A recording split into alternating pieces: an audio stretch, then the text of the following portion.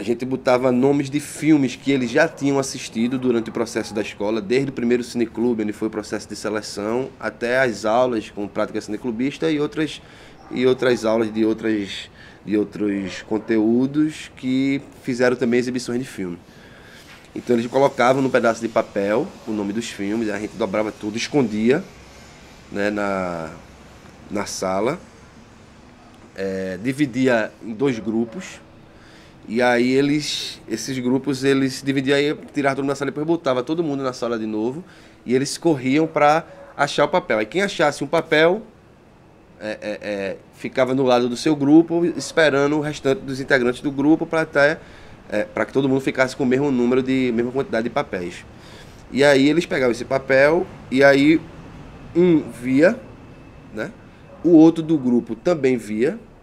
E aí ele teria que fazer uma mímica para que o grupo dele dissesse que filme era aquele, assim.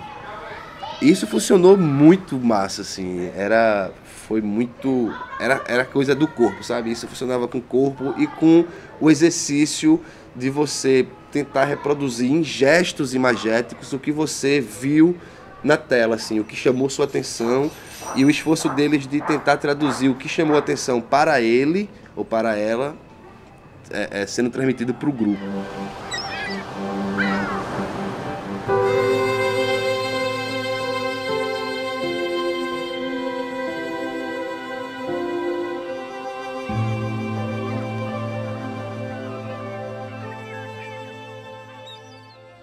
Um momento que eu vi de muita felicidade era que criança tem muita energia para gastar e gosta de passear, como qualquer pessoa. E tem curiosidade de assistir muito TV, né? Então a gente levou a criançada para um estúdio, para eles entenderem como é que...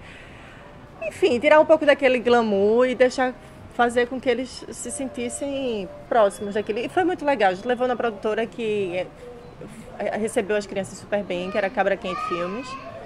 E a gente entrou na sala da ilha de edição e o editor explicou como é que funcionava, o que era o computador, e eles perguntaram e tal. Foi entrando em cada salinha até que chegou o estúdio, que aí para eles assim foi sensacional. Então um grupo ficava na câmera, o outro ficava na claquete, sabe, se revezando. Aí uma parte do grupo ia para frente da câmera e ficava lá. E quando chegou lá foi tudo muito livre, porque assim, o que vocês querem fazer? E o repertório dos meninos está muito em cima do que eles escutam na própria comunidade, né? Que é o brega, o funk e tal. E ali eles estavam a fim de exercitar aquilo. E fizeram. E se divertiram muito. Foi uma tarde super bacana, assim.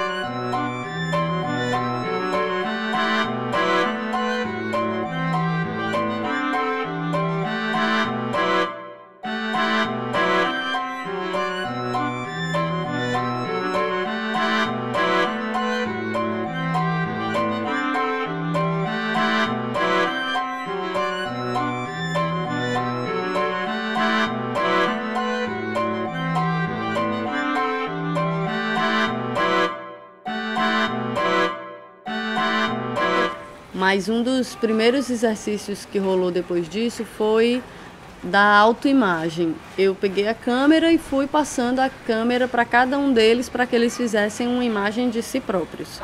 Podia ser de qualquer lugar, podia ser do rosto, podia ser do braço, da mão, do pé. Eles podiam escolher qualquer imagem para fazer, mas que fosse uma imagem deles mesmos. E quando eles se viram na imagem, a gente estava trabalhando com uma câmera que tinha um visor que dava para virar para eles mesmos.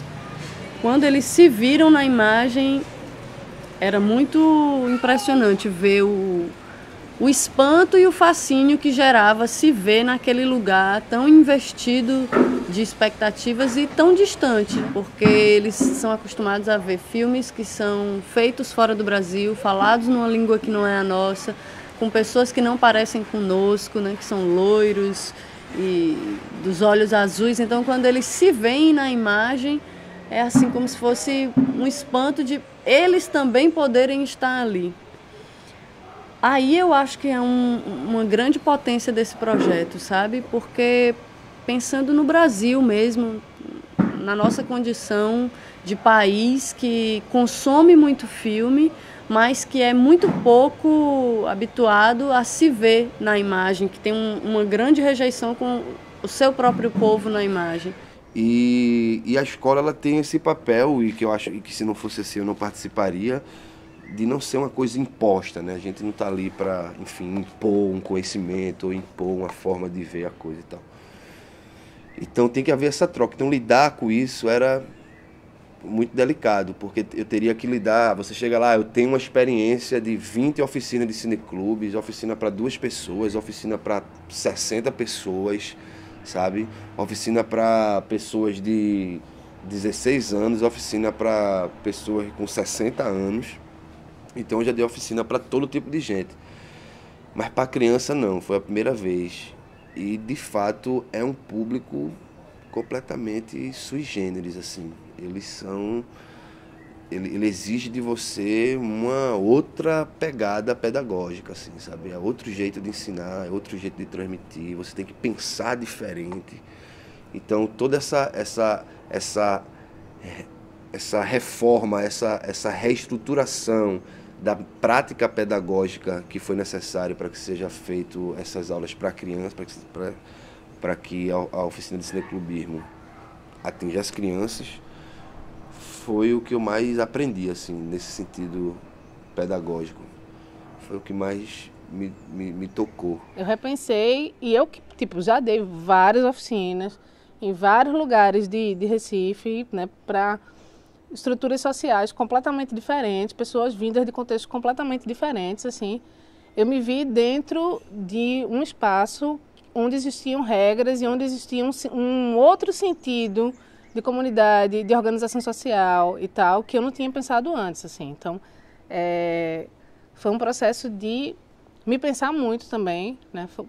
Eu precisei rever muita coisa, né? Precisei me fazer vários testes também, né? Precisei perguntar muita coisa também para os outros. E eu acho que essas coisas elas não passam impunemente na vida da gente, né? A gente precisa realmente parar, pensar, se organizar para poder encarar mesmo essa coisa de ser educador e de, né, de conviver com uma coisa que é tão diferente do que a gente vive no nosso dia a dia.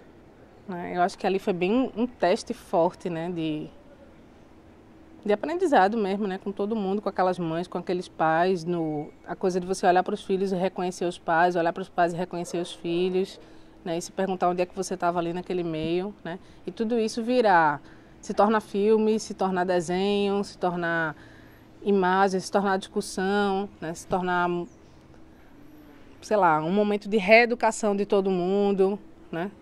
Eu acho que, para mim, dentro das experiências que eu tive na minha vida, acho que foi uma das mais fortes.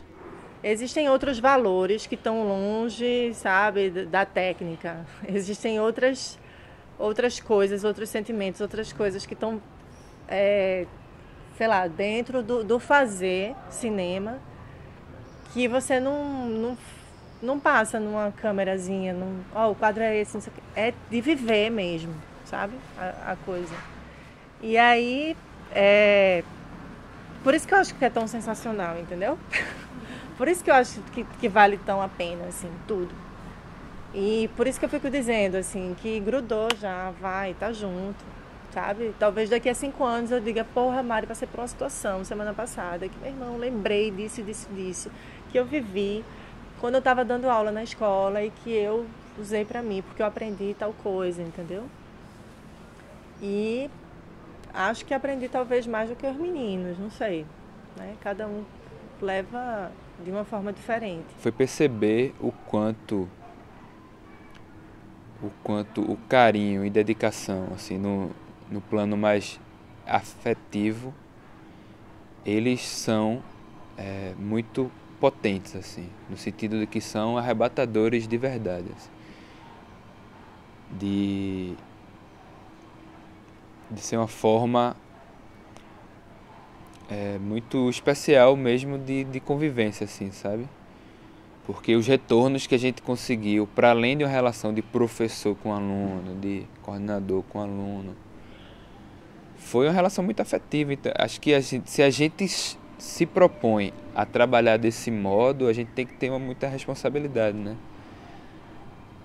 Aí eu falei de trabalho agora, mas é que essa relação se deu nessa instância, mas que o que fica em geral assim é que o que a gente cultiva ali, da forma que a gente cultiva, a gente colhe.